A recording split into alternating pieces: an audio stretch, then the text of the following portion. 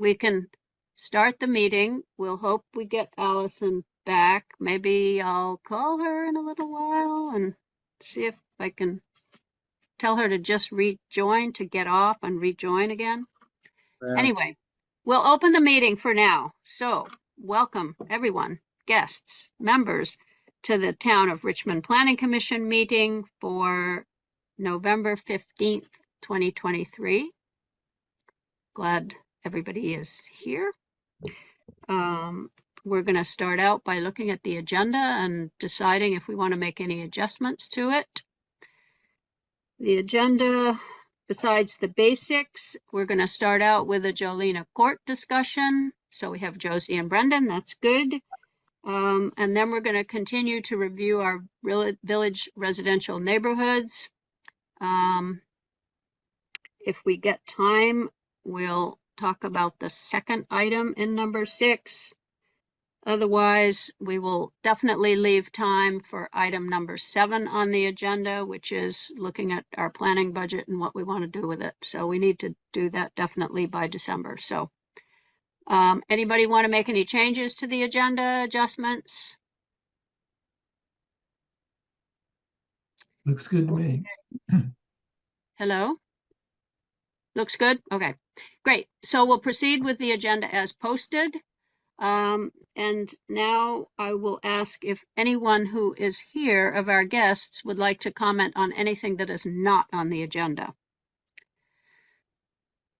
I assume everyone is here for an item on the agenda. Okay, hearing no comments, we'll go ahead and move right into our next item, which is to look at the minutes of 11/1/23. This is our last meeting. Oh, good. Allison is back. Yay, Allison, you got back. So does anyone have any comments they would like to make, corrections, additions to the minutes of 11/1/23?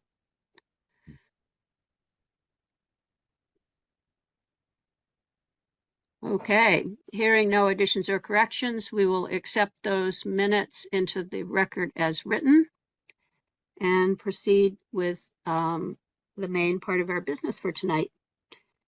Item number 5 is a look at Jolina Court. Again, we know all about Jolina Court and Buttermilk from our previous encounters, and it looks like Josie and Brendan have come back to talk to us some more about their proposal. We kind of fell out of the loop a little bit with Revy, the work he was doing when he left. We do understand that you recently got approval from the DRB for building number 2, and now you have come to the Planning Commission to talk to us. We did receive your submittal. Thank you. And so hopefully everybody has read that. The members have read it. And I would like to turn the floor over to you guys to hear what you would like to talk to us about tonight. Sure. I'll get started and then Brendan can jump in or keep me honest or add anything. I mean, the reason we're here is largely because we feel like we've been asked to participate because we have lost contact a little bit, but unbeknownst to us, lost contact. It's been 8 years of the discussion, and the discussion has been lengthy and and I provided a lengthy timeline to make sure the new members and the old members, and frankly, I know that even Brendan couldn't remember, was surprised by some of the background. He was like, oh my God, I can't even remember that. So to give a little bit more of the history and the context of this complicated site and project, just to give a little bit of framework. But largely why we're here is that we heard that there was conversations going on about affordable housing, and our interest in it, to my opinion, was not adequately represented. So we wanted the opportunity to make sure that it is, for the record, clarified for what we believe and what we stand for and what we think there is a great opportunity. And for me as a Vermonter, and as for me as who's working on affordable housing options and workforce housing and housing options in other communities, and as Brendan, for me, this crisis that we see now today is not new news. It was being explained and kind of indicated for years. And I think that we now are seeing the significant impact that's having on our community and having on individuals in our community, businesses in our community, families in our community. And, you know, we want to play an active role in relieving that issue. And Richmond is has a great opportunity to do that, to play not just relieving the housing crisis and challenges that Richmond is facing, but that is Vermont is facing, because there is, I mean, there's a conversation going on right now in our Stowe about how we spend so much time putting land into conservation, and we spend so little time talking about where we can put affordable housing that is connected to sewer, town sewer and water. And this is a big conversation. That's what Act 47 was about. That is what legislators have been trying to change. So we're all talking the same game. So we wanted to have an active, up-to-date conversation with you guys to say, what does Richmond want to do in regards to this? You have motivated and compassionate and, you know, dedicated partners in this, and we have been for 8 years. We have significant challenges and realities that no matter our interest, there's nothing, no interest pays the mortgage. And there's realities that have gotten significantly worse than the first time we talked with you guys 8 years ago, the second time we talked to you guys 5 years ago, and the last time we talked to you guys, or the last, which was Revy and I were having ongoing conversations about the results of the housing survey. And was my understanding that all of that information was being brought to the housing subcommittee and being talked about at the Planning Commission. So we wanted the opportunity to have just a fact-based, honest conversation about what we want as Vermonters and what we want as Richmond to support the housing crisis.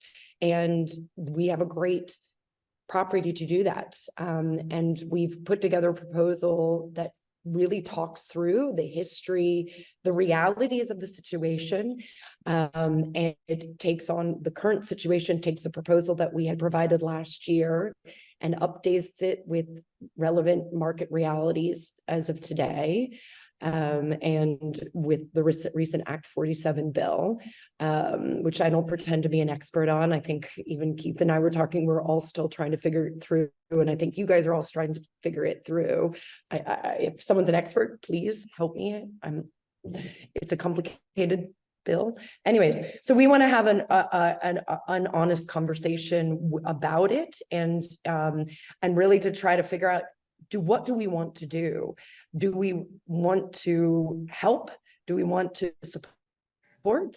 And if so, we've given a pathway forward to make that happen. And that's my opening preamble. I didn't write anything. I'm just kind of going, frankly, I'm going based on like a very emotive part of, we have an opportunity to change the pathway forward, and let's do something about it. Like, let's get something, and, you know, let's give some options to community members. You know, just another side note, we get emails on a daily basis from people, and I read every single one of them, who are looking for housing options. And it's painful when I've been seeing this for years, and we have zero vacancy. You know, I can't really offer much more at this stage. So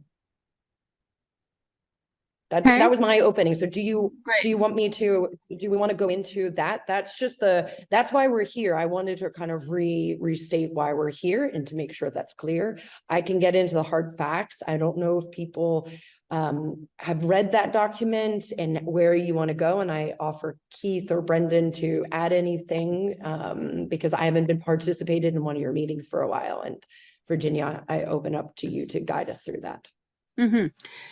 Well, unless Brendan would like to add anything here, I think maybe one or the other of you should just summarize what you're thinking would help you complete your project, like the last few paragraphs of your Sure. summary that you sent us, your proposal, Sure. basically. What are you asking for here? Absolutely. Sure, I'll handle that. So, Go ahead, Joseph. oh, unless I Brendan, don't have sorry. anything to add. Yeah, I don't have anything to add to the opening. I think all the metrics will play out in the back and forth in the presentation, and I Okay. can jump in with other stuff. So just to keep it rolling, let's Okay. jump in. So, Perfect. So first of all, residential density. Our density was capped at 45 units in 2015 by interim zoning. It has, I well remember the meeting of how that it came to be. It was a largely finger in the air type number. There was no metrics behind that. It was before I reviewed our presentation from that. We warned of how housing structure and population declines are having, that we really wanted, and in that we talk about, we want smaller units. We want 1 beds, studios, 2 beds, a mix of units. And we wanted to have a mix of those living together because that fit across all different economic spectrums. Our recommendation is to increase that density to 125 density across the whole lot. That equates to, if you look at, we have just under 6 acres, that of total lot, which a lot of other lots districts are looked at, would take it to 23 units per acre. But you guys can do those maths. So we want to significantly increase that density across the board. Within that, we would be able to commit to up to, I can't even remember where the final numbers are, 15% would be affordable. And we can do an affordability up to 10 years. Just as a side note, we already offer affordable, several at 60% AMI today, without density bonuses, without financial motivation, because we wanted to do that. And that's why we actually changed the way that we used our existing density to offer smaller units. So we want to increase density. The second thing is that the current commercial requirement, which means that any street level, even though it's in a private area, must be commercial. That means any footprint size of the building must equal an entire commercial space. It is almost impossible for us to move forward. In today's world, where there's a complete oversupply of commercial, we will not be able to move forward with building 2. And we knew that. That is clearly stated in our support to the housing. We knew that in 2020, and we said that this was going to be a significant burden for us to go forward. We hoped market conditions would change. We hoped zoning would change. And we want to remove that street level requirement to be on any private road that's not visible. So that would make no change to building 1, which is on Bridge Street, but the remainder of our buildings are actually on a private driveway, on a private road, and are not visible from Bridge Street. So it's really not a street. Just to make sure that it's on the record and for everyone, we are absolutely committed to commercial. And we already have several different ideas and interested tenants. But 9,000, currently that would be at least 8,000 square feet of commercial space. We're not able in 8 years to get that type of commercial tenant interested. So we want removal of that requirement from our zoning. we just very simple, ratify and include and update and include Act 47 into zoning that enables, that significantly provides a reduction on parking that was always burdensome and that we worked with you guys to reduce in the past. Act 47 is now law, and it means that for every dwelling unit, there is one spot. There's also, as I mentioned, there's other elements that I've actually requested some further information because I don't really know exactly how that impacts our site. So I've actually asked people, and if you guys know, but is to implement that is in terms of height restrictions and density bonuses. There's already a set up density bonus within the Act 47 that I'm still digging into.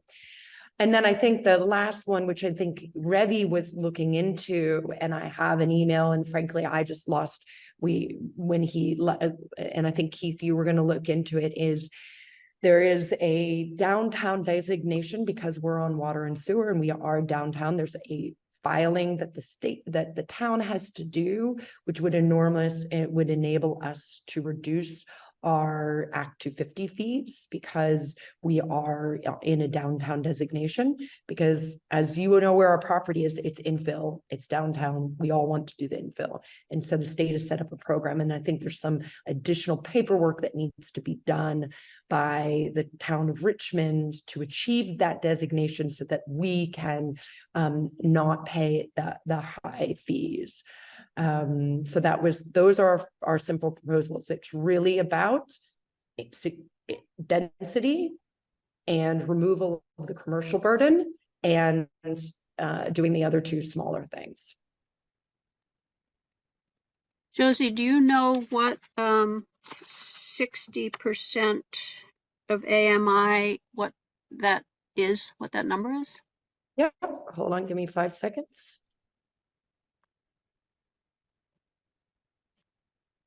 So according to Vermont Finance Housing Association in Chittenden County, a 60% AMI rent for a studio is $1,195.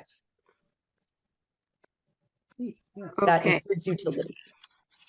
And your studios are less than that? Rent for less than that? We have two studios that are currently rented at less than that. Okay. And we also have other units.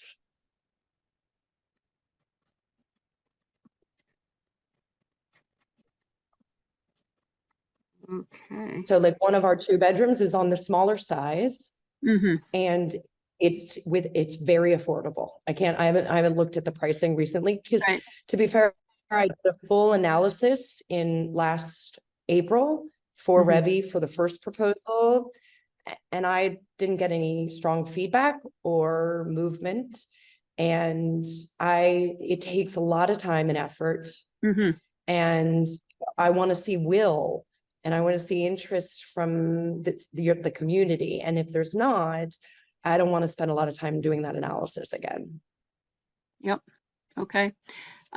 Brendan, did you have anything you wanted to add at this point in time, or shall I call on Mark? No, I think we're aligned that we just want to get density so we can move forward with some of the development and try and fill the housing needs. And we talked with Josh Hannaford, and he has a great presentation in the video on Act 47 that he really put through. And Josh was a key player for us in getting the whole Richmond Creamery Brownfield grant and a partner with us in the state. And we've been talking to him throughout this whole process of he keeps checking in on how's progress going on gaining density at the creamery, because it's even on you could call it the eyes of the state, but it's really his eyes because he ran the housing division for the state, but of like a prime spot not getting utilized. And it's been challenging, and believe me, as owners of the development, just like to see it vibrant and full, and don't really understand why there'd be any limitations to residential housing of any way, as long as there's metrics that are already in place, like the traffic studies that are going to be triggered, all of our other environmental studies that we've had to comply with to get the PUD, which Virginia, you said that building 2 was approved, but it was really the master PUD that was approved from the town. Just a small clarification. Was not building 2, was not No, It approved. is the whole development. the whole development's approved. So it's The really plan- just an entire site plan. Except that you have to Shows the come other- back for 3 and 4. You have to come back Correct. for buildings 3 and 4. Correct. Correct. So, yeah. Yep. Okay, Mark, That's it. thank you. Yes, thanks. Just wanted to double check. You talked about you already have a bunch of apartments that you're renting out below AMI $1,000 for a studio. Are those the ones in Richmond you're referring to? Sorry, I took myself off mute. I always do that, just out of courtesy. Absolutely. I'm only talking about, we have 14 units in Richmond. We have, and of those, we have a bunch that are within the affordable. Have you looked at the Vermont Finance Housing Association? We met with Revi and I and them met last year as per my note. And we reviewed what our product is, and so, yes, I'm only talking about Richmond. Okay, is that it, Mark, or For now, yes. for now? Yep.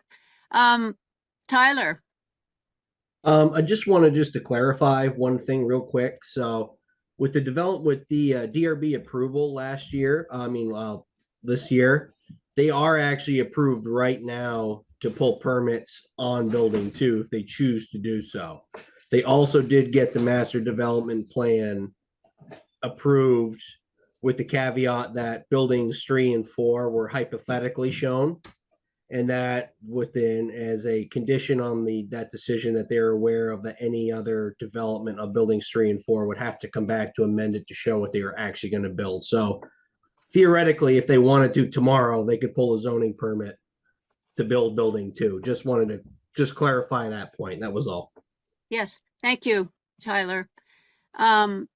Chris, Yeah, thanks.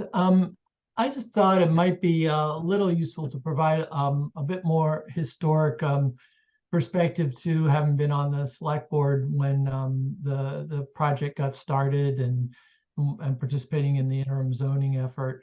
I think what I want to do is explain a little bit about how we got to the ratio of commercial to residential that's in the agreement, if you will, and my own thoughts about it, because they haven't changed since that time. In the select board, and I think in the town in general, there were sort of 2 sides of the argument. One was that we needed to expand commercial development in preference over residential development. And even at that time, it was clear that if there were no constraints on it, that the property would go 100% residential. And there were some folks who felt that, well, this is the center of the village and we really want to have businesses there. We want to have places for, we want to create jobs, have places for our kids to work, and we want to support the tax base. I think that both of those positions certainly had merit. I wouldn't say that what we ended up with was an arbitrary division, but it was certainly a political one, as all zoning decisions are. Nothing wrong with that, okay? But it was based on an understanding of the housing market at that time and hopes and expectations about what was going to come.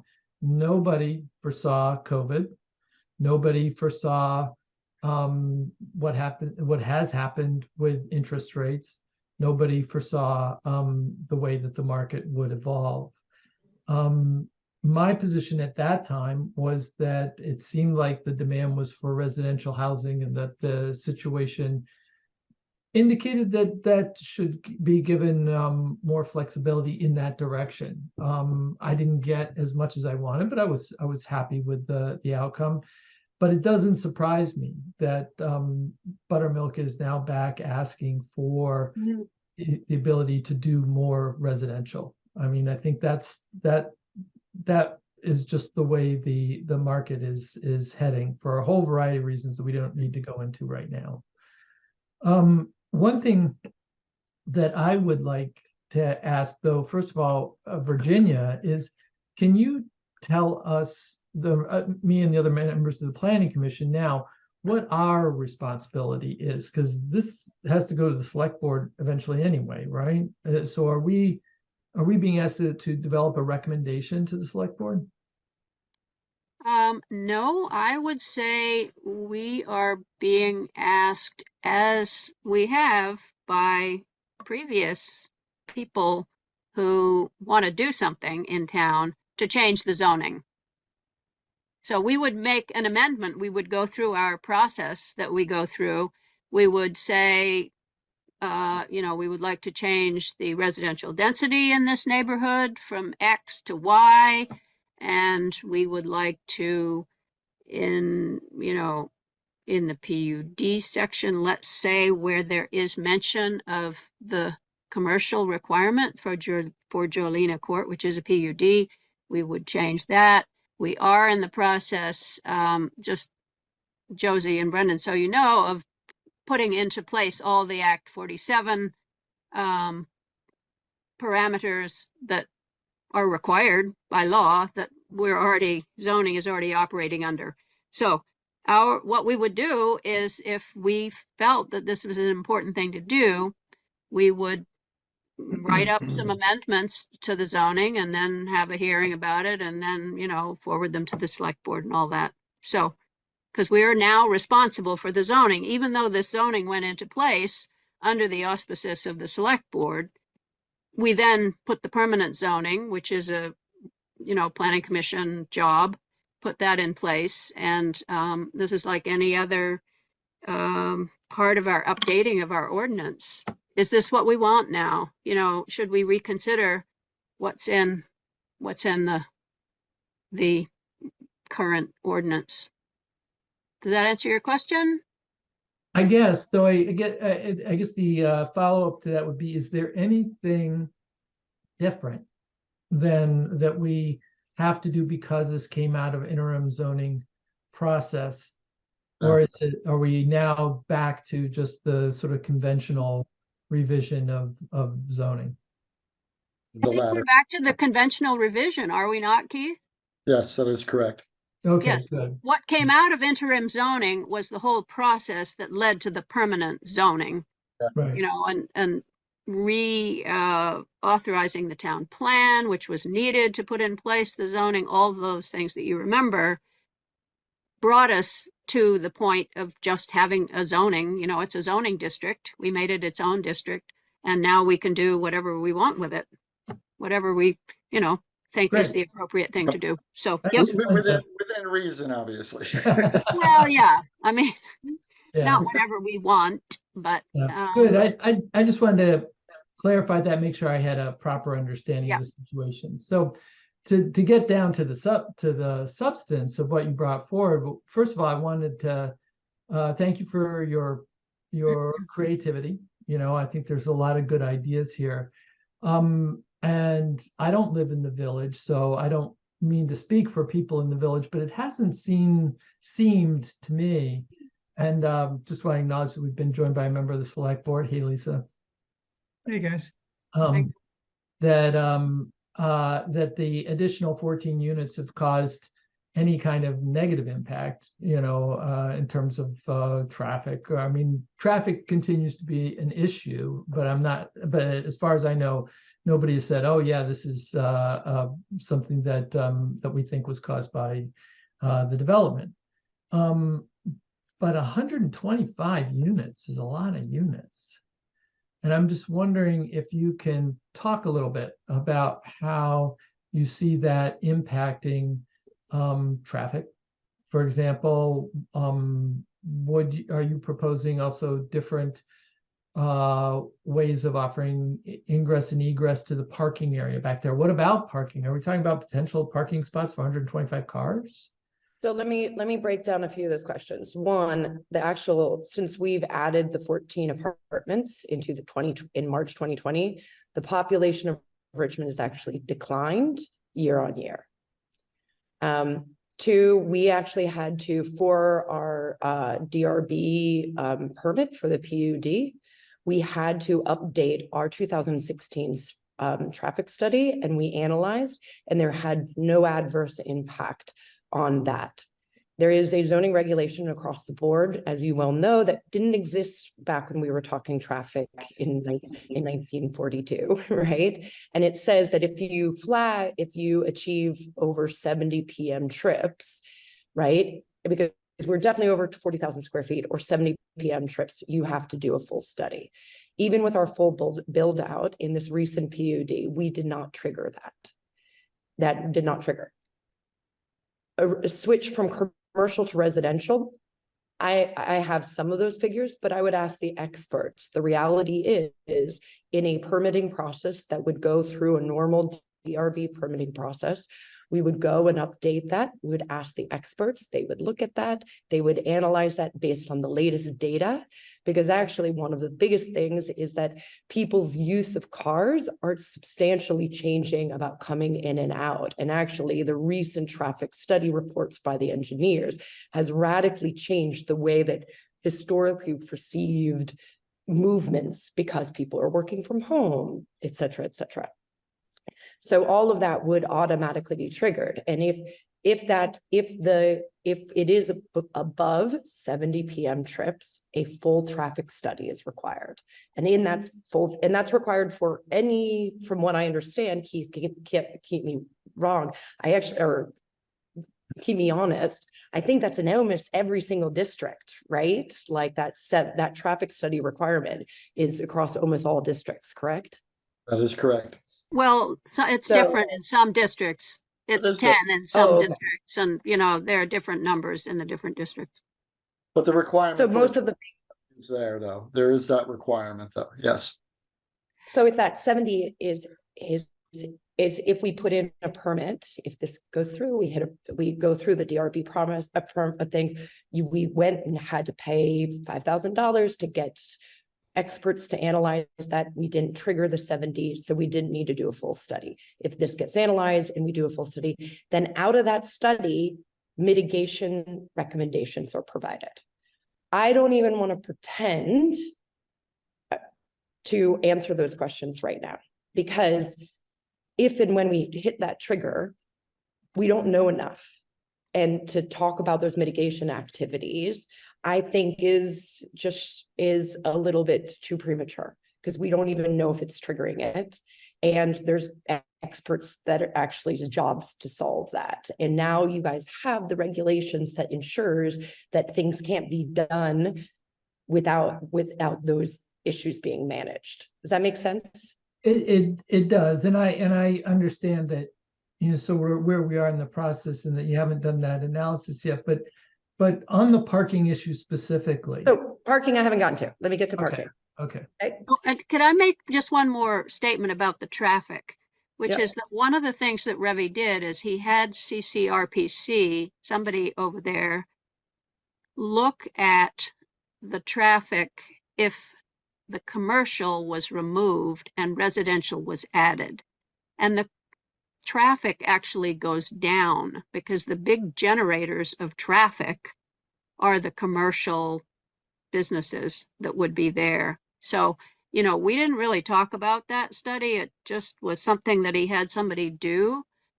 But it was interesting, and I did see it, and I saw that the numbers actually went down if you remove the commercial and replace it with residential. So that's just, we could dig that out. And Yeah. Thank update. Virginia, was you, that, Virginia. Virginia, was that trip runs or was that the traffic influence on towns? Because trip runs are different than, waiting at the light. I think it was trip ends, but I don't recall it that well because, it never really came up for discussion. So, but we could find out that study. The commercial uses have all different amounts of traffic associated with them and trip ends and whether people are coming and going all day long, which they're not generally in residences. So I think it was trip ends, Joy, but don't quote me on that. We'll go find that study and, you know, we can have CCRPC do that again if it's something that we think we'd like to have. Yeah, it's very based on the usage for commercial. I mean, one of the tenants, a different property and building that's a heavy distribution and it's tractor trailers coming and going. And I've always thought about that for Richmond. I was like, wait, actually we could fully satisfy our commercial needs or densities, et cetera, way back when it was discussed. Remember, you might remember, Chris, with Roger, one in big commercial industrial is like, okay, well then we're going to have, 30 tractor trailers a day coming in and out of the creamery, pulling in and out, that would not trigger the trip and traffic mitigation things to be offered. And to me, it would completely gridlock downtown Richmond with tons and tons of tractor trailers pulling in and out versus cars. But those are just needs. Those are just dynamics of different scenarios. But that's it. Yeah, and Virginia, the commercial uses more parking as well, but Josie, you're gonna go talk about parking now, so Yeah. go ahead. So, but Virginia, I saw the same study. Revy shared that with me, and we used that as we actually used one of anyways, we shared that with the people who did the analysis for the DRB, our permit. So just to kind of make sure that we were all seeing apples to apples, FYI. Anyways, so parking. So let's just be very clear about parking. Even in our recent DRB application, we were oversupplying parking to our current need based on our current density in terms of both commercial and residential. So we were oversupplying. If you take the 125 units and you just swap it, and again, I haven't run these numbers because frankly, I want some level of commitment to do these. We would have an oversupply of 30 parking spots. We were building 176 parking spots in our last plan. And we actually had space that we could viably put additional spaces on, but we didn't need it for that permit. And we didn't need it for that usage. So there is an option to add additional parking, but even based on the PUD, right now, we would have enough parking to suffice the existing commercial, additional commercial, and all of our residential, and have an oversupply. Thanks. Mark. Just a quick. Okay, I was gonna, Mark, I'll call on you right after. I did see your hand, and so I'm gonna call on you right after Brendan, please. It was very quick, Virginia, just a perspective. I don't know if you remember, we had big parking studies, and you might remember when we did the analysis of the entire town public parking spaces between the ball fields, another area I can't remember, just outside of town, and then all of downtown. I think the total was 195 spaces. I don't know if you remember, Josie. It was somewhere in there. If it was pushing 200, it was a lot. And my very specific memory was like, well, we do keep talking about parking. It is important, but right now, our PUD, it's almost equals all of Richmond's accumulative public parking for the entire town. Of the spaces down Main Street, the spaces up the ball field, all of the public parking spaces, not the park and ride, but yeah, that's all. Okay, great. Mark? Hey there. So let me see if I can remember what I wanted to ask you. Oh, sorry. It's all timely, I guess we were talking about the traffic study, and I was wondering if you conducted that, whether you're are able to share that study, and part of me is wondering about how 125 units wouldn't generate 70 trip ends. And the other thing was when you took out the commercial and replaced it with residential, the trip ends went down, but aren't the trip ends going in the opposite direction? So just some random thoughts there. I'm particularly interested in finding out more about that traffic study. I remember the last one because I was on the planning commission. And it wasn't very informative or well structured. And now you're telling that you did another one, and that one still doesn't really have any kind of traffic impact. But So I'll tell you, we submitted with our DRB submission, so you can easily download it. Keith or Tyler can send it to you, or I can send it to you. It's a public document. The traffic study that we originally did actually was for our community development blight grant. It wasn't actually for the town, and it was suffice to their understanding because we had to achieve certain levels. It was a VTrans requirement of cleaning up the brownfield and doing the redevelopment. So I apologize if you didn't think that it was suffice, but it was what the state had requested. And it was based by a third-party engineer, and it was based on the 2015 site plan, which was, I think it was 45,000, 50,000 square feet of development. When we started on this PUD and it was required, we said we had to update that. We forward that 2015 to third-party engineers, which we can, at their credentials and everything is all over the submission. They reviewed that based on our current site plan and our current usage based on actual review of data in terms of I think the 11th of the 12th generation ITE, so international traffic engineers, and they literally go down by each different category and they put it into a calculations of 0.3 this, 0.5 movements of these type of things, and then they spit out a PM and AM, and that whole results is in that study. So if you would like to take a look at it. And then we actually paid them to review our current site building 1, and to make sure that there was no impact from, just so that we could make sure that there was no negative impact. So all that information is lots of information about it. So, and we can send it off to you, but that's just the background. I think that would help in the decision-making process to see some of that. If I can, let me cut in real quick, Brendan. Mark, if you want to look for that submittal, that's on the 712 DRB homepage. So everything's in there that you would need for that. It's still posted online. And I just wanted to Okay. clarify. that's all I got. Okay, Brendan, yeah. Just simplify Mark too, and even Chris, just to summarize what Josie was saying, even if the creamery was slated for 125 residential units, 250 residential units, whatever, there's metrics in place. Of course, it will absolutely trigger a traffic study. And it doesn't mean those units are getting built, but it allows the developer the freedom to explore creative ways to do it, even with parking and underground parking if the density's changed, or however, how to save footprint on the site from parking.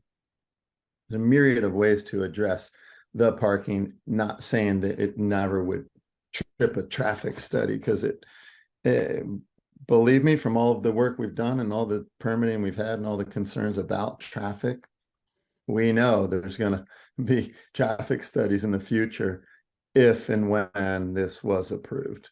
And it's not saying that they'll be built, because the traffic studies will probably harbor a whole nother level of discussion. But we're not, like we keep saying, like, we've spent so much time and money with design and studies of things just to get to this point that we can't do it esoterically anymore. We just need to have some commitments and partnership from the town to go forward to then take the next steps. But I also, so can I jump in one thing, just Mark? Yeah, I apologize. I want to just give a little bit of further background, because actually writing the way that you guys have written that traffic study is smart. And this is being from an outsider perspective, because the reality is that behavior's changing. And I actually had a long conversation, because actually I think Tyler's on this call, he was at one point. Oh yes, you're definitely still there. And at one point I thought that you guys were using an old, it was the old report, and actually you're based on the latest report. And when I had then had to have a conversation thinking that you guys were using an outdated report, so I had a call with the engineers, the traffic engineers, to have a conversation. So I was like, what are these reports? How do they get set? And they said, well, actually the reality is that the world is changing so much, and biorhythms about using different types of transport and work from home and how people are using different behaviors, is that every year they do analysis. So what I think is really smart is at what point, so let's not even talk about our district, any district that triggers a traffic study, it's based on what are the behaviors at that point in time that triggers the 70 trips, right? Because that might be different than what is today and what it is in 10 years. And I think that's what's really smart, is that it will be take the data, it's real-time data, and it's third-party engineered data, it's not subjective. And so I just wanted to point that in, is that when that 70 thing gets tripped and is required, and the DRB says, yep, you've got to do a study, it's based on the behaviors at that moment. Okay, Allison, yes. Yes, thank you. You know, I'm glad to hear that people are thinking about ways of increasing housing and whatnot, because we do have to do that. However, I have serious concerns about flooding and what happened in the town of Richmond just a few months ago. And I just was wondering, Josie, did any damage occur to Jolina Court in the recent flood that we had this summer? None. Thank you for asking. And trust me, I think everybody in Vermont was nail biting.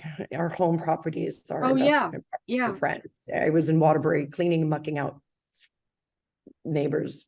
Anyways, so nothing happened. Because we have to go through a rigorous Act 250 plan, we actually worked with A&R prior to submission and went through multiple rounds to get there. They will never give a full blessing until they see the full plans, but we had multiple meetings to ensure that we were outside of the 100-year floodplain. We were outside of the, all of the kind of key environmental concerns, and we worked with the state on that.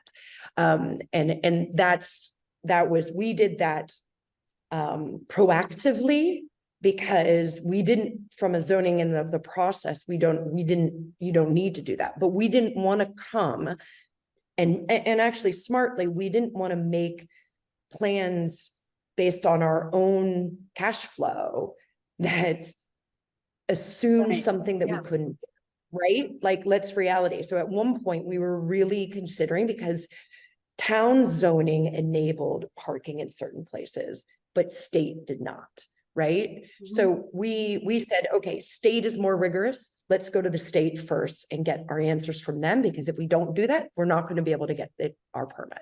So I appreciate that. And we are as concerned as you. We had no flooding, and all of these buildings would be at the same level and above the floodplain.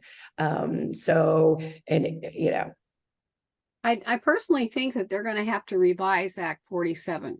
I think that they messed that up, and that the floodplain. I mean, this was a historic flood that was so different from the regular 100-year floodplain or whatever it is. I mean, that whole thing has changed, and I would just hate to see a large amount of effort, money, and planning go into something that is destined for a potential tragedy of that same nature. And that's a real serious concern that I have. It's not pointed at you or anybody in particular.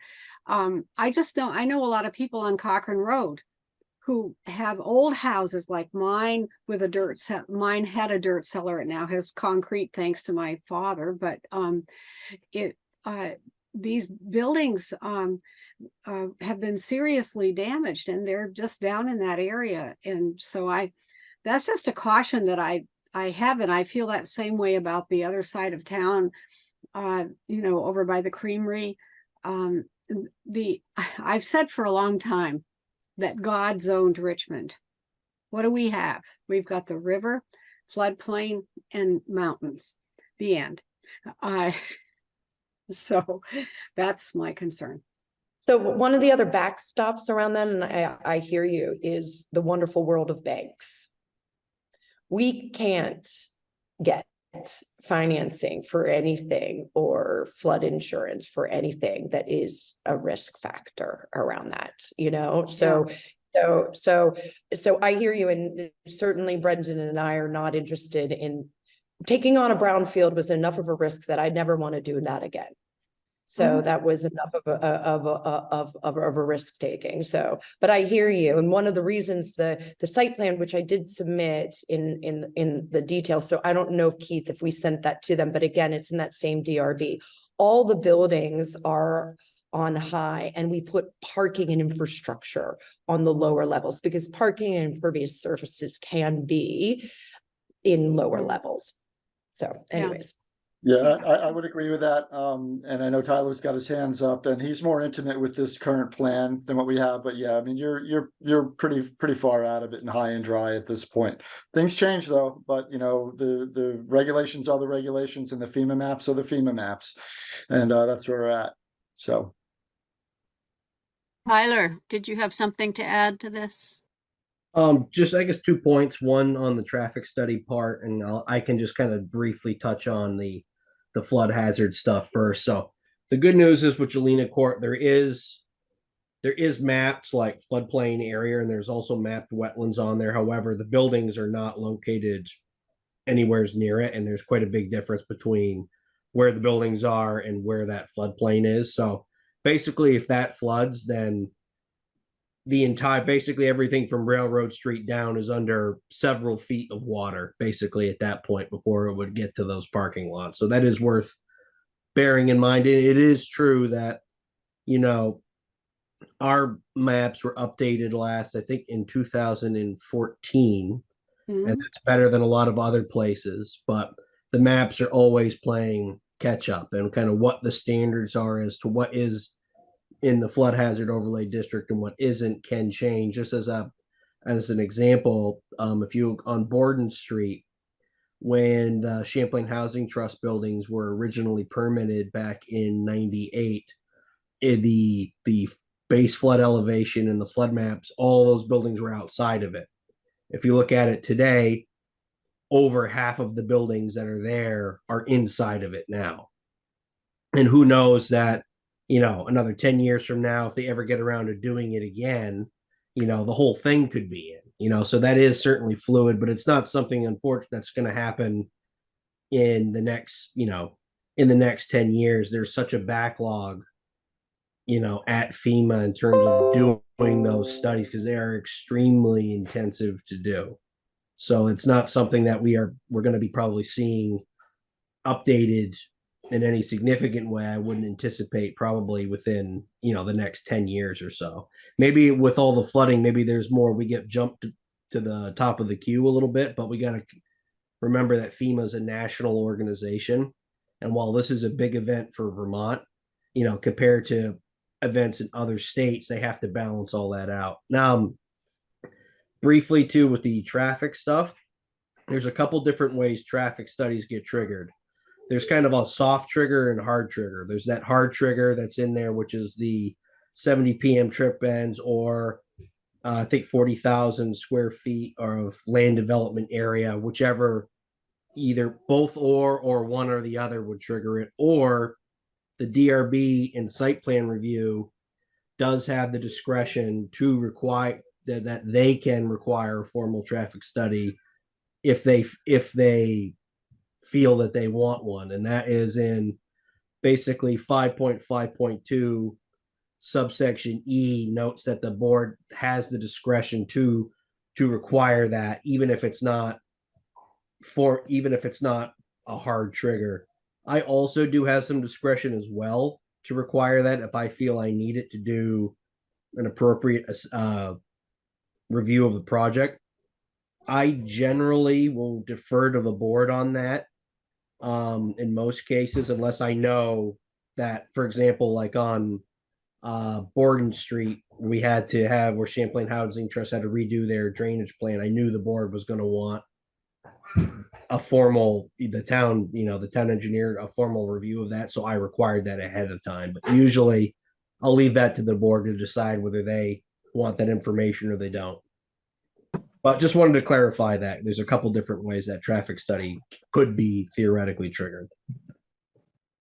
Great. Okay. Thank you, Tyler. Anybody else would like to weigh in on this discussion? One question that I have, Josie, is are your commercial spaces currently filled in the bottom of building 1 or not? They are currently filled. We have some, how do I say this? I could talk on the commercial space. Okay. Yeah, Green Sea takes most of all of the space. They moved into the lower level during COVID because they repatriated some offices from up the road down there, and Ben wanted to try and centralize operations. Post-COVID, it's been tough to get people back in the office, and he's been struggling, especially there. And so the lower level space now has been challenging to fill. So I think this space is going to be probably coming up next year. And so it's not an easy space to fill. And the front space is full too. There's a new store in there. I don't know if anybody's been in there. But it was It's empty Richmond. for how long? And we had quite a cut. Front space. Yeah, the front space. I Raymond actually James for a while, right? Raymond James was in there for a while. Yeah, they were a nice AAA tenant. Like when rents get paid outside of their people's personal office, like by big corporations, that's kind of like, rents are guaranteed and they pay, as much as anybody. But so we struggled though with the front space, which I couldn't believe. There's an example for me, sadly, very sadly, because I like the vibrancy of especially street front commercial. That'll always be that, but nobody was showing up for like, a wine store, a wine bar. Those were my kind of dreams, a bookstore. We entertained with a couple of women for a while. They were going to have like a little side cafe and combination maybe with one of the other establishments downtown, but it didn't work. And after we worked with them for maybe 7 months, so we struggled there for, I don't know, 3/4 of a year to even Brendan, can entry. I cut to the chase of why it didn't work? The rent of a new build compared to the available commercial space almost anywhere is high. And that's a challenge. And so we spent for better part of a year with 0 commercial tenancies during the pandemic. We were grateful. But it wasn't even that much. Yeah. Our space wasn't even that much. No, I'm not saying that we're not out of the market. We make a loss even on that rent, right? Yes. And that's my point, is we make a loss on every single rental space that's a commercial space, but it is at market rates. But the reality is that there's an oversupply. There is just too much commercial space across the board. I mean, if you go in anywhere in Burlington, there's empty commercial space. So, well, I have a beautiful space at the Energy Mill, which is our like net zero building in Waterbury Center, and it's an amazing space. The state was in there. They just moved out, just moved out 10 months ago, and it has been crickets. It's listed with a commercial realtor in Burlington. We have it advertised everywhere, and it's sadly, I'm struggling because I do not want to turn it into housing, and I'm like almost being forced to. But I'm probably looking at doing workforce housing, which is a different dynamic of housing. It's like hostel housing, where groups of workers come in J1s from out of the country to work seasonally, which we live and have that opportunity here. And most towns do because there's such To a be lack clear, of that is workforce. not what we're proposing in Richmond. I want to make that very clear. That is not No, the proposal. Okay. no, I just don't want it to be misquoted or misunderstood. no, not at all. I'm saying I'm just struggling commercially. And So. I want to reiterate something on the commercial. I know that we're talking about other things, but to make sure that everyone read the documentation. For 8 years, we've been marketing huge commercial availability of space. We had commercial real estate agents. We've been out there every single I was on tons of calls, Brendan's on tons of calls. The feedback is consistent after 8 years. You don't have enough housing or infrastructure to bring in. You know, people need to be able to live near where they are, where they work. And that's a consistent feedback. I do have one question before we go to Aaron, which is there a way to make that front space a little more like friendly to the road? I mean, there's no way to get there to that front commercial space. Like there's a planter in the way, you know, can you have some steps or something, or something that makes it available to the road?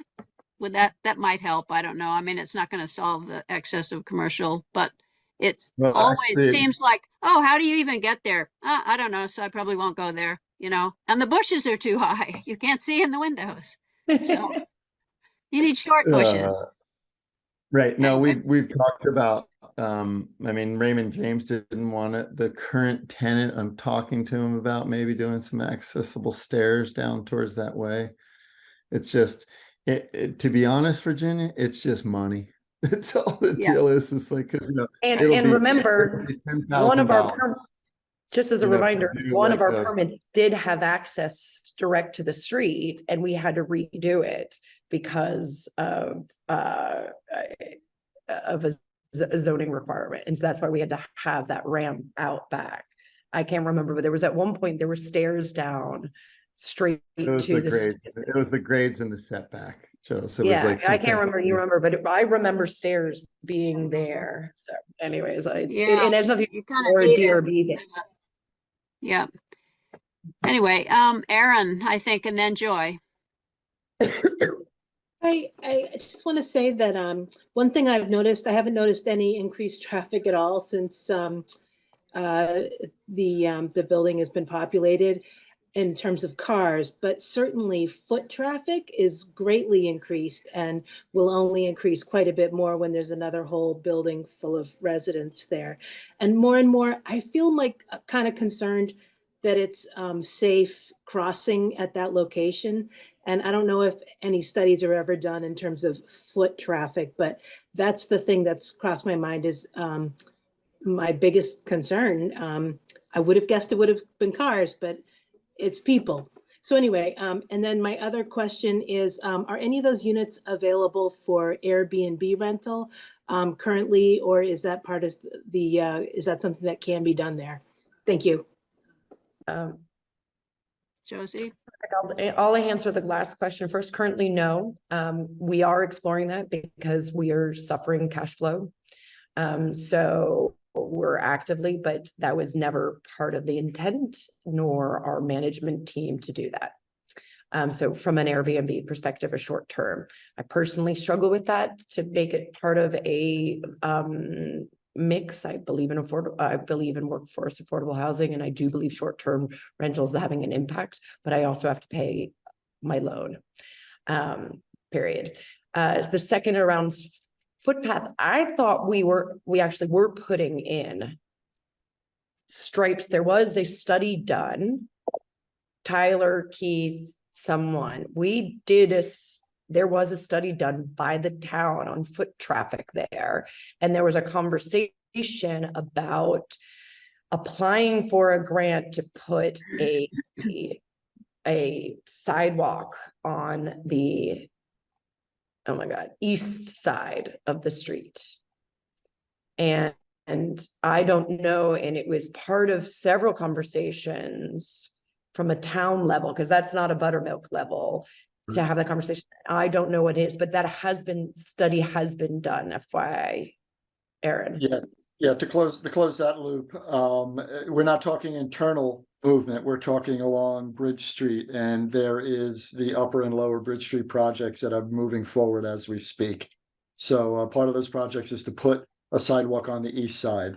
We're hopefully we will suture in with the upper part up by the bank, and that should run all the way down to Esplanade. That's the theory. And that's where we are now. So yes, there's been a study done, there's been scoping, and now we're in design. So that's how far along we've come since you've, that was brought to your radar screen, Josie.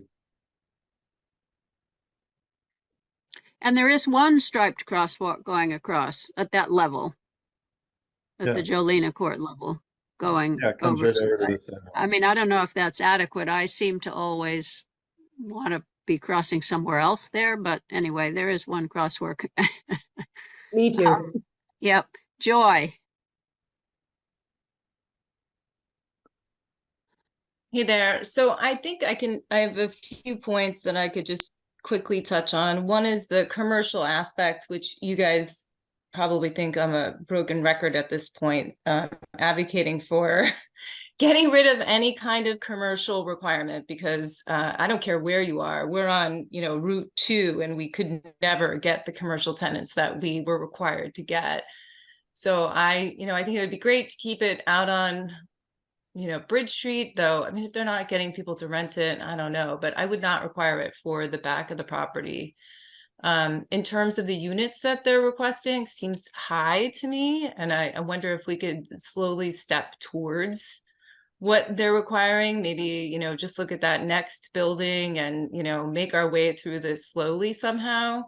And then the last thing in terms of parking, that's a moot point. We're required to do what the state is requiring. That's not even a debate at this point, in my opinion, right? I mean, what are we going to say? That's done. So It's those one are space per dwelling unit, one space Yeah. per dwelling unit. Well, so it's that's done. that's a floor. That's a floor. Yeah, Yeah. that's a floor. Just keep that in mind. You can require more. Mhm. Oh, I thought they were saying that we had to lower it to that. Yes, but that's a floor though. So we could go even lower, is your point? No, Okay. No, but what we have right now in the zoning, Joy, is one space for a studio, 1.5 spaces for a one Right. bedroom, 2 spaces for, so all of those units that were bigger than a studio, we could lower it, and would have to lower it, the requirement, to one space for each of those units. If the developer wanted to put more, that would be okay. But Right. the developer Yeah, probably won't want to put more. So yeah, Okay. I misspoke on that, Joy. That is All correct. right. I was like, wait, what? Okay. Yeah, you're right. All right. So those are my thoughts. And I think this is going to be a continued conversation, but I just wanted to it looks like we're taking the temperature on things here. And that's where I'm at. Exactly it. Oh, sorry. I didn't mean to clap. I meant to put hands up. Wrong. Sure. yes, The go ahead. I'm trying to take the clapping off. Sorry. Okay. Oh no, it'll figure it out. Keith, you can remove it. I don't mean to be clapping. So Joy, this is a conversation I genuinely would love to understand is why is 125 a scary number or seem too much? I'm just going to stop there because yeah. I think that in the percentage of the village housing, it's pretty high. It's about 25% of units. It would Yeah. I mean, increase- I lived in downtown Richmond for 5 years. I still own a duplex there. I understand the village pretty well. Okay, so and no, that's I what know what the neighborhoods are like. I'm not like out in the country and I don't know what it's like. I mean, I lived there. So it will be significant. So when you say 20, you said that so Chris, can you give me that number so I understand? Well, I'm trying to remember the exact count, but it's 430 odd units within the village currently. I'm not sure that includes the most recent additions in the on Jolina Court, the 14 there. So 125 would be about, you know, about a 25% increase. I guess I would have just a question, you guys, on it. And I know that seems perception wise seems like a high number. Again, I always go back to the commercial joy and everybody like, okay, everybody wanted the creamery originally to be a industrial, you know, municipality of its own there, just generating jobs and vibrancy downtown. And I don't know, and I would ask you, Joy, and everybody that lives there. I'm in Richmond a lot, but and I see obviously since Gabe's opened the 2 restaurants, the summer vibrancy has been amazing, great. But if the spaces were built out with just the all commercial, 100% offices, etc., you know, obviously there'd be hundreds of cars coming and going if it met the traffic requirements. I'm not sure it ever would have without more exploration of ingress egress. So way more people than, call it 150 if it's 125 units or 175, right?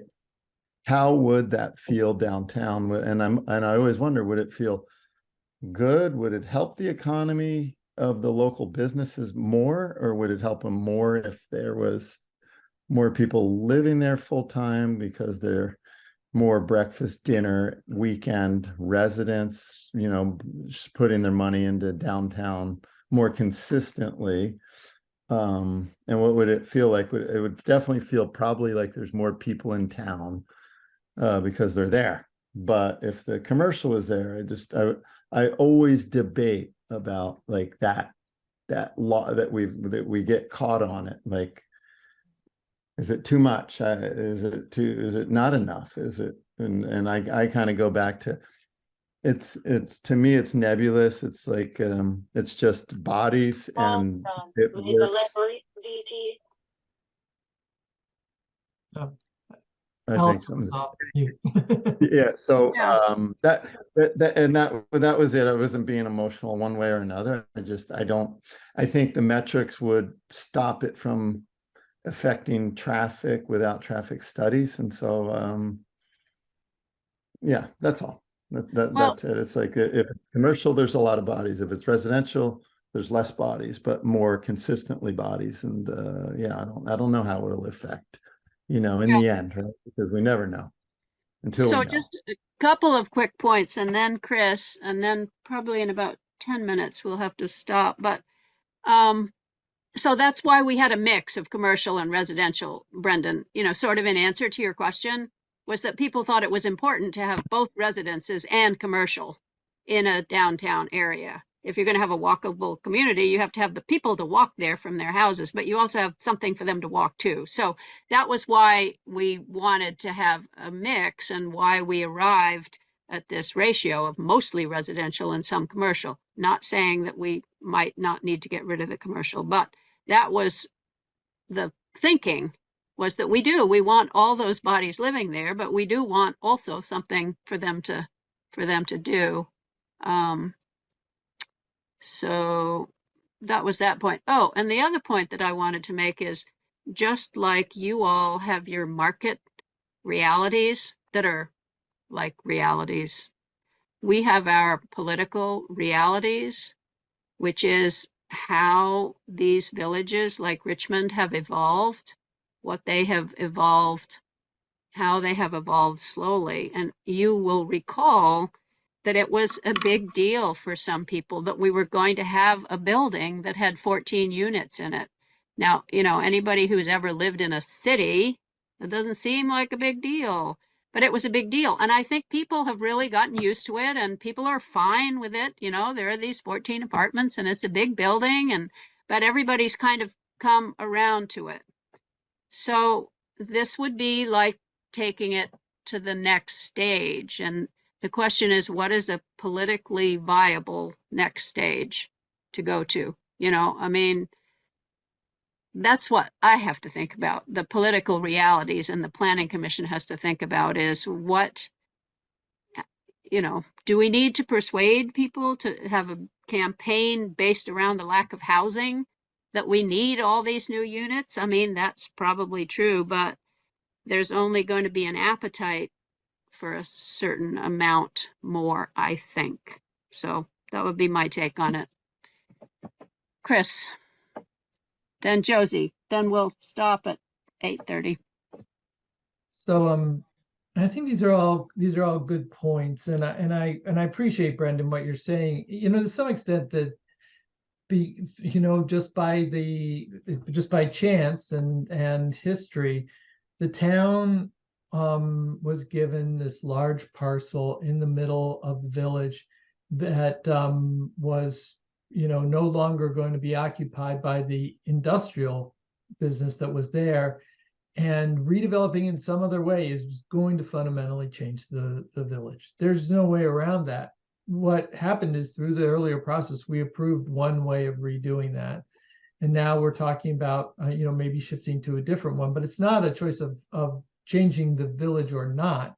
We've already chosen to do that. That doesn't mean that we can't do course corrections along the way and everything, but I personally, and this is, I guess, to some extent, a vision that I've always had, see this project as having the ability to improve Richmond. Yeah, it'll be a challenge. There will be things that are different that people have to get used to. But what are some of the advantages? One is we still have overcapacity at the water treatment plant, which this would help to address, help to bring down the water and sewer rates for all users and make the town more affordable from that perspective.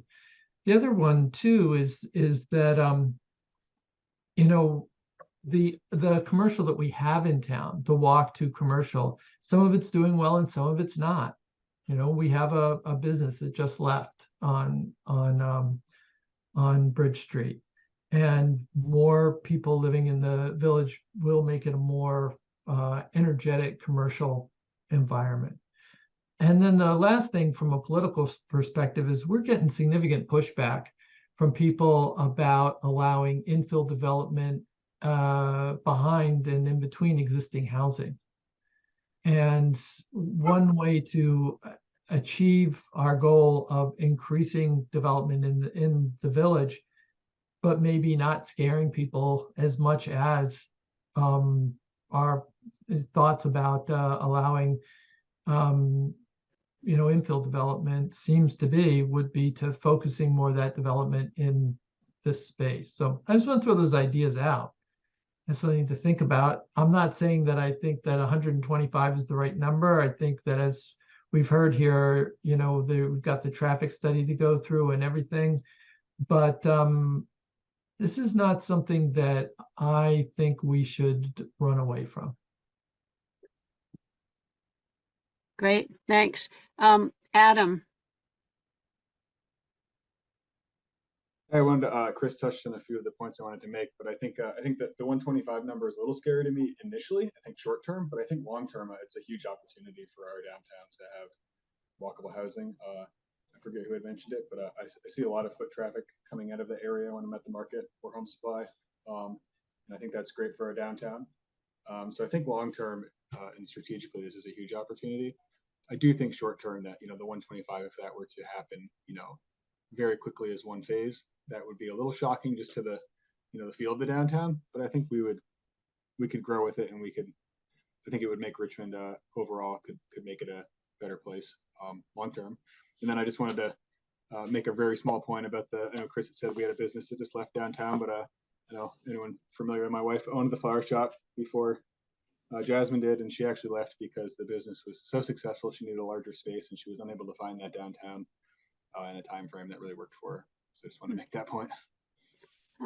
Okay, great, thank you, Adam. Josie? One last thing I just wanted to, it's about the numbers, just because I want to kind of add these numbers to our thinking, because I know the 125 seems scary, but first 125 is a total. So it's actually not, it's only, it is not on top of the existing ask. On top of that, we just have to recognize that the population of Richmond has been declining year on year, and it is getting older. And most of the younger population can't afford or find places. The other thing that there's been a lot of studies is that the structure of the way houses are and the way people live together have changed very differently than in yesteryear. So we need more domiciles and more units to have the same amount of households, because you have 2 divorced parents and kids type thing, and people are living. So the number of units and population might not. And the other number that I would leave is what Vermont needs to do. We're in the 80s, we were building 5,000 new units per year. Last couple of years, we've been only building a building, I think it was 500 to 700. We're back up to 1,000. But for us as Vermonters to keep up with the growth that's necessary for our economic viability and for our workforce, we need to be adding significantly more. And yes, that might change what the history looks like, but it could be an opportunity to create a beautiful mural moving forward, as Chris said, and it's an opportunity moving forward. One last great. thing. Yeah, go ahead, Brendan. Just real quickly, the timeline, no, we're in no way we're planning on putting 125 units up, in the next short term at all. The goal really was to truly launch building 2, and it's kind of a little bit tabula rasa. After that, it's more like maybe suddenly there'll be a great commercial tenant we can combine with building 3. And things in the world's changing, but building 2, where we spent literally hundreds of thousands of dollars, between engineering, design, and everything, is ready to go. And if we could just make the numbers work, it's a start. And that was like, that's the first phase. Over for 125 units, I don't see it any sooner than 5 years at aggressive rates. And so and the last thing was, in the terms of the units, even if the Creamery were just zoned like the rest of downtown, it would be 90 units right now, right? I know it's not zoned like it is. I just giving it perspective. If it were like it is, what's that? I was going to say, have a Keith explain that to make sure. So yeah, and you could explain it quickly, but I don't want to but that combined with Act 47, that would equal 130 units. So it was like, all right, it's just a different way to look at it. That's all. Yep. Well, I'm sure we'll be talking about it a lot more. And, we'll keep you posted. Obviously, we're not going to expect you to be coming to all these meetings where we're going to be talking about this, but, at significant points, then hopefully we'll, talk some more, have you guys back. Keith, you have anything you want to say here about the process going forward? I mean, it's going to be definitely a conversation. It's an opportunity. We have to look at it that way. And so. Yeah, my input would be that the exercise here was to check out what the appetite was, and then we move forward. And so at this point, Buttermilk has what they want. I think that we need to figure out where that happy medium is. And if it's 125, it's 125. If it's 90, if it's 70, I don't know. But you have a myriad of other issues too here. You have to, we're dealing with residential, which means we're probably going to want some type of quality of life amenities to that. So I mean, there's some discussion that needs to go on from a planning perspective if we're going strictly to residential. I know we're not going strictly to residential. I know that, but the approach here now is to get building number 2 up and running. And how do we get to that right off the bat? I mean, that's kind of the way my mind's working right now. And the other 2 units will fall into place organically or through osmosis. And that's where I'm at. But it starts with a discussion, and it starts with continuing this discussion. And I think it's healthy. So that's my input. All right. Great. Well, I think we're going to have to wrap that up now. Thank you all for coming from wherever you're coming from, remote corners of the world. And we'll keep you posted. Thank you, Josie and Brendan. Thanks, guys. Yeah, Good to see you again. Yeah. yeah. Take Thanks. care, folks. All right. So we don't have too much time left, but since they were here, it seemed like a good opportunity to get all these things on the table. And, you know, we'll put it on the agenda for some discussion going forward, good amount of discussion. Actually, Virginia, did they request a timeline from us? I don't remember seeing that. No, Okay. they just, you know, on their proposal were these things that they want. The greater density, the removal of the commercial, you know, we're putting Act 47 in because we have to anyway. So that's what they need. And they did kind of say that they weren't, even though they got the DRB approval for building 2, they weren't going to proceed with it until either the zoning was changed and or the market was changed somehow. Well, probably also until interest rates come down a little bit, might be my guess. Yeah, until they could financially swing it. You know, I'm not sure exactly why they got the DRB approval for building 2, not really planning to go ahead with it at the current time. But anyway, so. And, you know, when we heard a year ago from Revy, what we heard from him was that they were getting their approval for building 2. So we weren't going to worry about it because they were planning to go ahead under the zoning that already existed.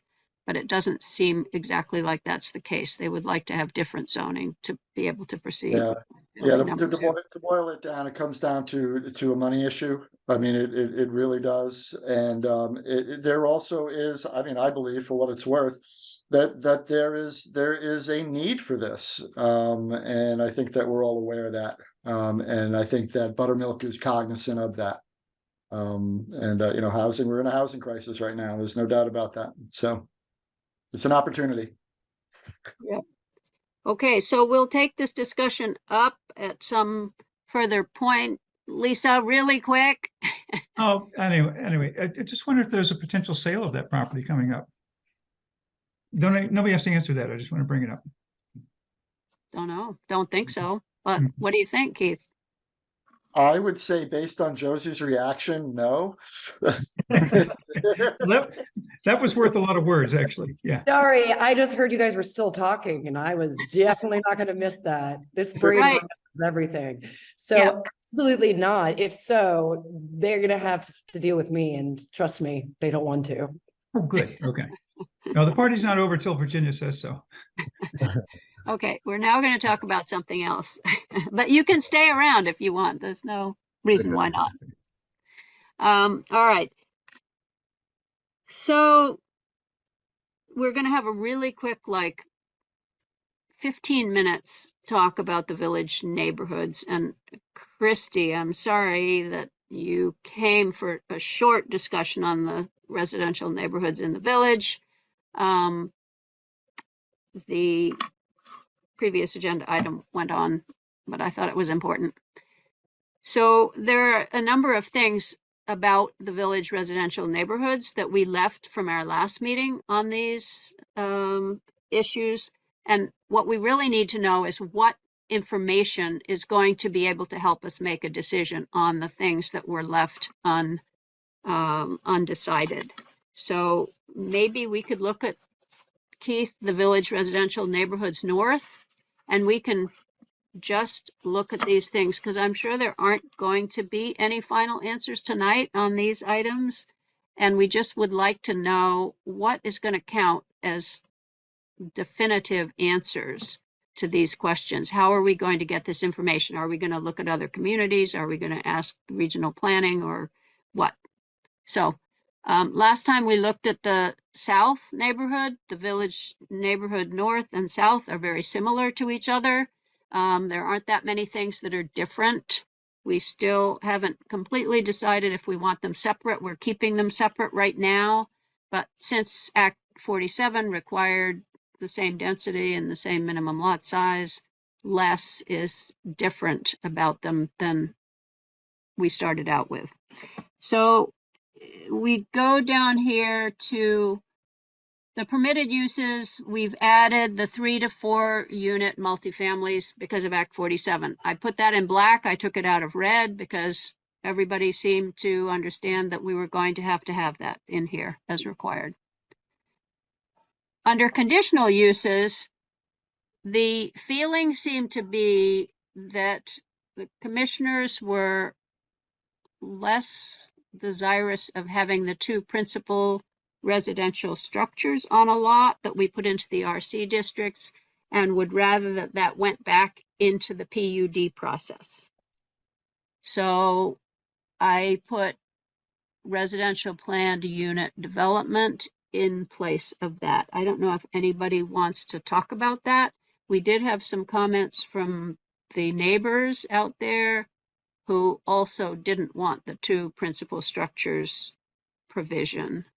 So the residential planned unit development as a conditional use. So you could still possibly put 2 principal structures on, but it would have to go through the PUD process. So does anyone have any feelings about that right at the moment? Whether you like that, whether you're good with that, whether you want to bring back the 2 principal structures. Christy? Yeah, thank you. That was, I haven't been able to follow along in the past couple meetings, and that was a really pleasant surprise to see that tonight. So I really appreciate your work on that. Thank you. Okay, good. Well, that's good. Anybody else? Any commissioners? Are we still good with this? Turning this back to the PUD? This doesn't affect that 2 principal residential structures in the RC districts. At some point, when we deal with other things that Act 47 is requiring us to change in the RC districts, then we can think about that again there for those districts. But for right now, if we don't want to have it in the village residential neighborhoods, we don't need to think about it right at the moment. All right, not seeing any hands. Okay. The next item under conditional uses that we did not come to a final resolution about was the supported housing question. Now under Act 47, you have to put emergency shelters as an allowed use. It can be, there can be regulations around the dimensionals and exactly where it's located and stuff, but it's not something that you can not allow. So the way our zoning ordinance right now is, emergency shelters are included in the supported housing group. And the supported housing is any kind of housing that is supported, that is either assisted living, retirement, treatment, alcohol, rehab, and emergency shelters is in that group. So what we have to decide is, do we just want to have emergency shelters in there and make up a definition for that, which we don't have, as is required by Act 47, or do we want to leave it in this other category of supported housing? Senior housing, where there's any kind of staff or support for the housing itself, or life skills or medical or whatever. Do we want to have that? I mean, it seems like maybe we do want to have that, but we want to think about that. I don't know if anybody wants to comment on that right now, or just wants to take it away to think about. One or the other we have to do, either keep it as supported housing or put it as emergency shelter. All right, not hearing anybody right now. If you want to go down to keep scrolling there. Let's see, that's a little too much. Yeah. So the dimensional requirements are the other things that we have to come to grips with here. We know that we have to have this minimum lot size of 0.2 of an acre, 1/5 of an acre. that is required by Act 47. So what does that mean about lot frontage? Is the lot frontage going to be too much for these small lots? If we have any lots, is the lot coverage, what do we want to say for the lot coverage? You know, if you have a 1/5 acre lot and you put a single family home and then an ADU on it, you know, can you get that into the coverage that we've suggested of 60%? So the lot frontage, the lot coverage, and then the setbacks, you know, are these the setbacks that we want if we're going to have small lots? So what I would like to know from people is what is going to count as helping us to make this decision, these decisions. Joy? Hey, Virginia. So maybe this is a good time for me to talk about, remember, I was going to do a little homework. Yes. Did you do it? I did some of it. I could not get our engineer to help out, so this is me just doing the best that I could. But I looked at just the Baker Street and Tilden network or streets, and I looked at how big the lot sizes were.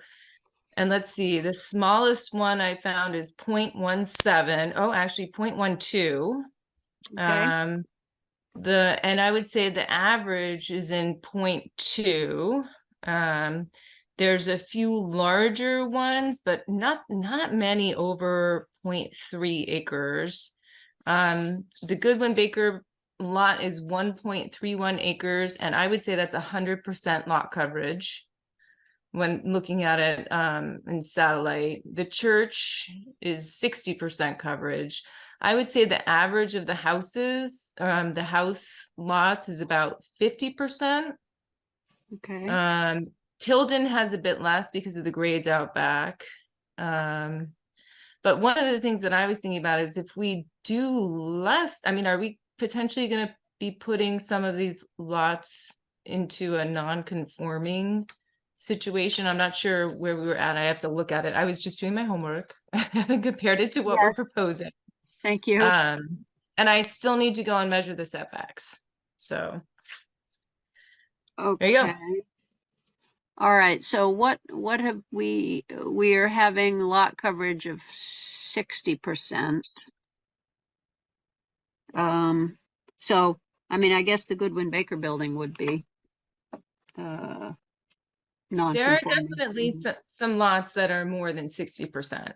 Sure. I'm saying the average is 50. So, you know, there is definitely going to be a situation where we put some lots into a non-conforming situation.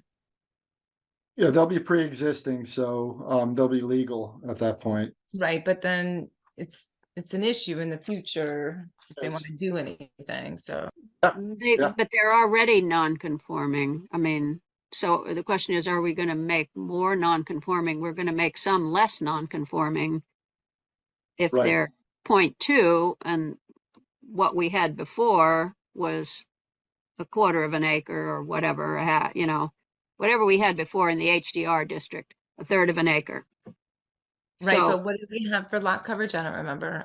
And you're right, we're going in the right direction. But what Right, did we have before? Right. yeah, they already are non-conforming, so they aren't going to be more non-conforming. Some may be more non-conforming, I guess, with the lot coverage. But I'm not sure we can fix that problem for all the lots because they're so different. Mhm. They're going to have different problems. So what we want is just the numbers for the future, what makes sense. And, you know, so yeah, whatever more information, that's good information. Yeah, So I would add one of the issues that we are going to come across is that the number is 8712, and that's 1/5 of an acre, and that's your square footage. And it's what is the attitude of about 8,712 square foot lot? And Virginia and I talked about this, and you know, I can develop some visuals with that, you know, with lots being in different configurations, but all the lots are at 8712. We'll give you an idea of how wide should we have this. how, I mean, will the driveways work to go to the rear, with a 50-foot wide lot, at 8712? And I don't know if the, commission would like to see that representation. I could work with CCRCP on that. So I just putting that out there as I can make a visual representation of a lot that's 8,712 square feet with different iterations of what the frontage is and the size of the lots and such as that.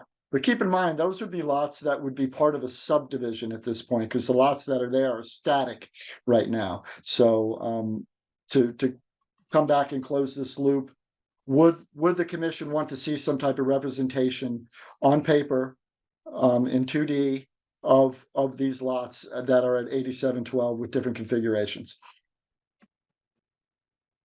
Anybody want to weigh in on that? I mean, I guess the other thing maybe we ought to do is to actually identify the lots where it's possible to do anything more than what already is. I don't know if that's a small number of lots or if there's a lot of lots that fall into that category. There's a lot of data wrangling, kind of. I think the exercise that I'm trying to get to is, what should the lot frontage be? Yeah, to me, that's the most critical thing here. Obviously, lot coverage deals with permeability and impermeability. It's also going to deal with the ability to expand an existing structure or add an ADU. But to me, that exercise is for road frontage. Right, but when you think about it, the key things are, say the lots all stay the same size that they are, and most of them have something out on the road already. It's what you can put on that existing lot. So it's going to be how much you could develop and how many units you could put in there is really what is key here, right? Mm-hmm. Yeah, and I would say if you want that infill, you're going to have to increase that maximum lot coverage, which we did. Yeah, well, I mean, personally, I think representations would be useful to just see. I mean, can you actually fit a driveway if you put a, say, 1,500 square foot house or a 2,000 square foot house on a fifth of an acre? Can you have a driveway? You know, is it wide enough for a driveway? Are these setbacks reasonable? Could you put an ADU if it's a single family home? Could you make it into a duplex? I mean, I think that's certainly an approach, is to look at what a lot would look like. Christy, do you have any feelings about these numbers?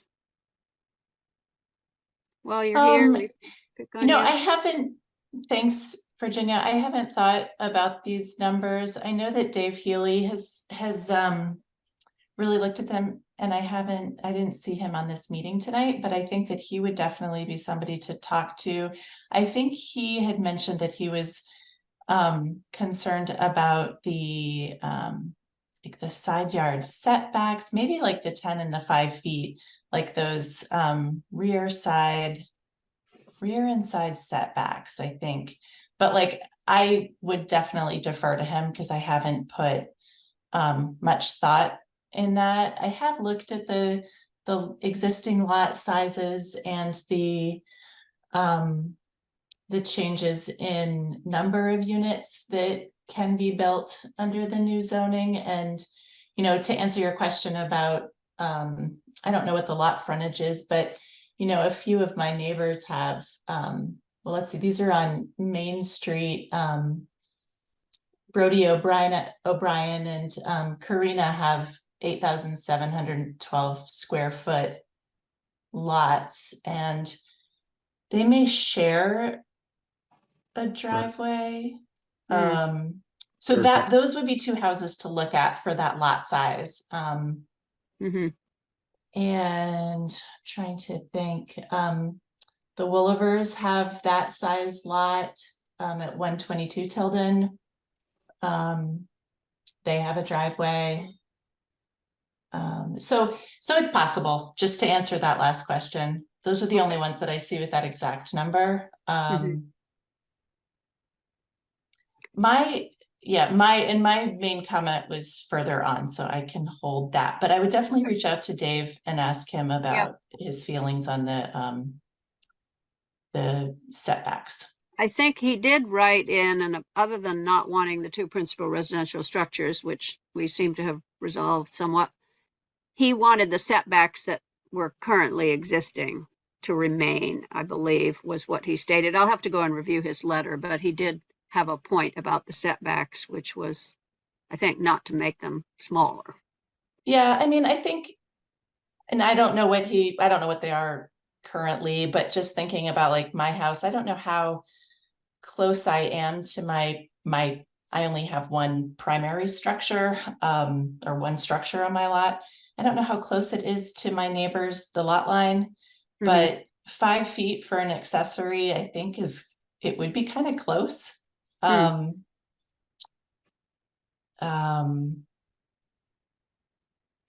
I mean, just looking at my neighbor has a garage that's next to my house, and that's probably a good distance away, whatever that is. And we can measure that and see what that is. It's probably, the lot line is probably halfway between my house and their garage. And that's probably a good distance. Okay, well, any information that you could bring us about that kind of thing would be great. Okay. All right, so we're going to skip on really quickly so that the sidewalk question, we're probably going to wrestle with unless anybody wants to talk about that right now.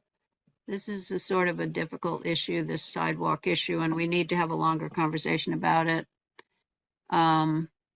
The site design standards is next. All of these things are kind of up for discussion. Christy, you want to talk about any of these? Yeah, that's kind of besides the two principal structures, that's the one thing that I wanted to talk about was the site design standards. And I really wanted to kind of ask a question about dumpsters, and if we could prohibit dumpsters and allow for like the waste containers, because we have one dumpster that's, audible from my house, and we have 3 different waste haulers that come through the neighborhood. So we have Casella, Gautier's, I don't know how to pronounce that one, and Myers. And all 3 of them service properties in my neighborhood. And there's one dumpster, but dumpsters get picked up at like 4:30 or 5 in the morning. And it's loud. It's really loud if you've ever like heard dumpsters being dumped. And so just like trying to think about the residential neighborhood, and like, I don't know if it's possible, if that's something that we can do in zoning, is to prohibit dumpsters, but that would be wonderful. Yeah, go ahead. Yeah, Chrissy, I would add that in other municipalities that I've worked in, there is a quiet time that haulers need to abide by. And I'm not sure if my zoning administrator is still here. Because he would know this probably right off.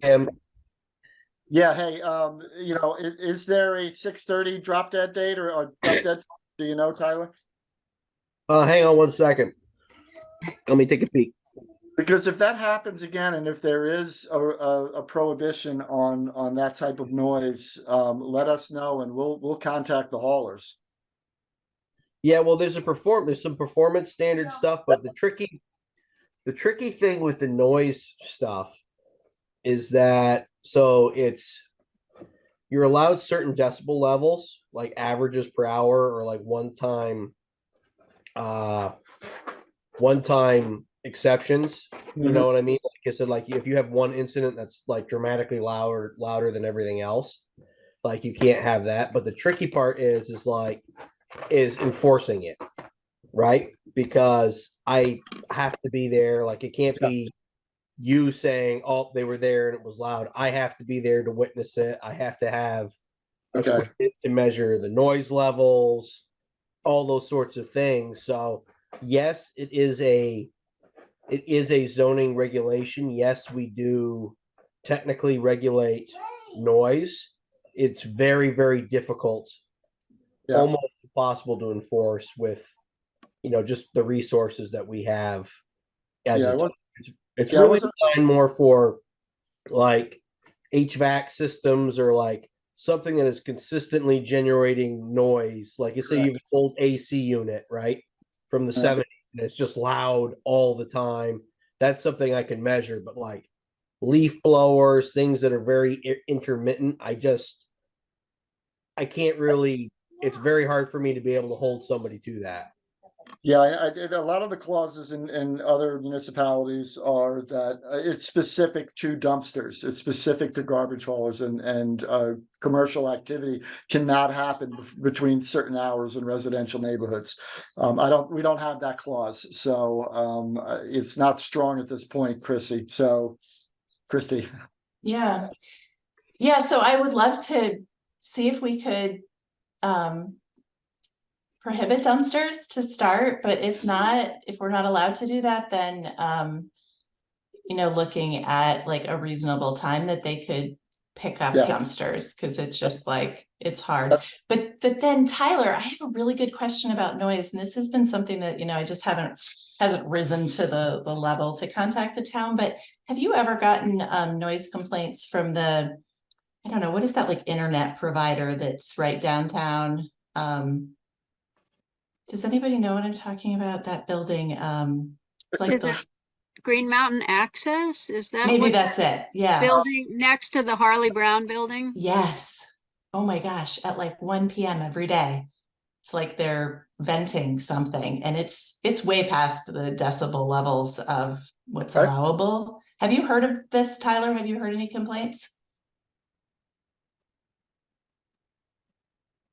I have No. not. This is No. the first I'm hearing of it. Oh wow.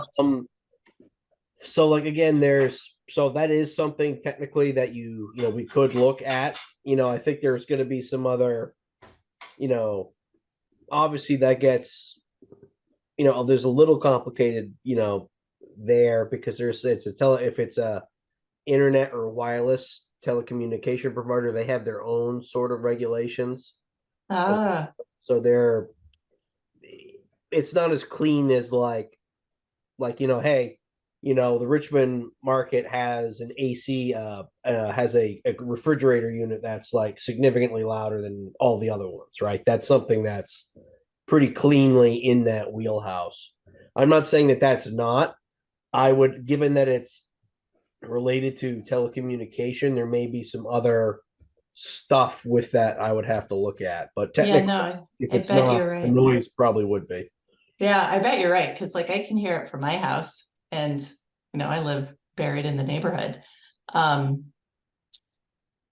Yeah, so we can that's all I look had. into Dumpsters. that. Yeah, we can look into that. So I see that it's 9 o'clock. Before I call on Chris, who will probably want to adjourn, I want to know if there are 4 of us who are willing to stay for an additional 15 minutes, let's say, so that we can talk a little bit about the planning contract services budget.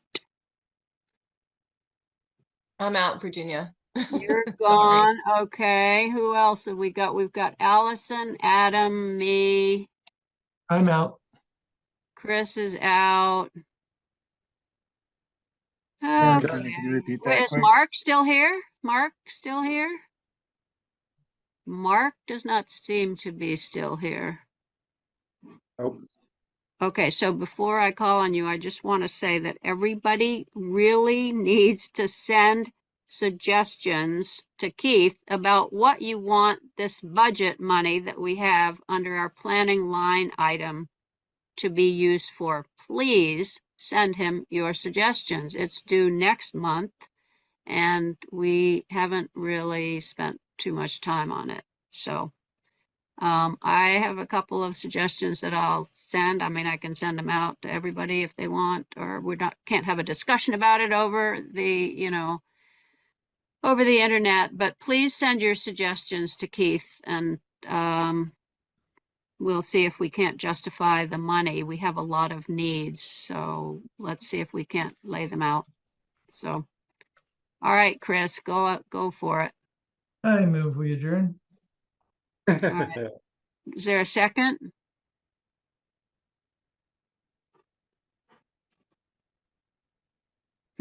Okay.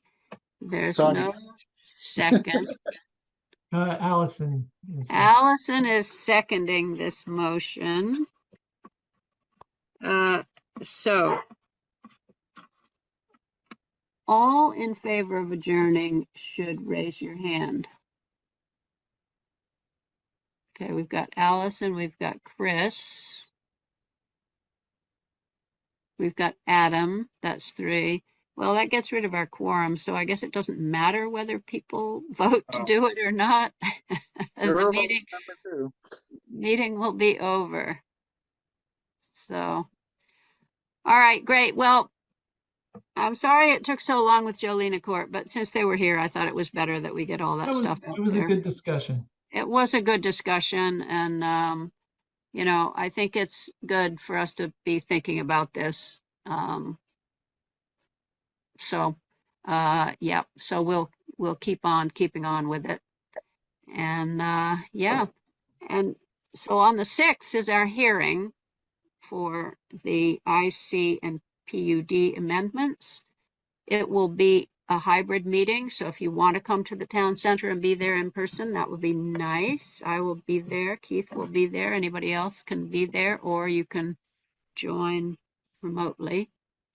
Yeah, and we'll take public input. We'll have the Dave Rue attorney comments, and we'll see what other things we have to add to make that fit into the zoning properly. So, all right, great. Yep. Thank you all. See Good you night. on the 6th. Have a great Yes. evening. What's left of it. Yeah, thank you. You too. All right, take care. Bye-bye.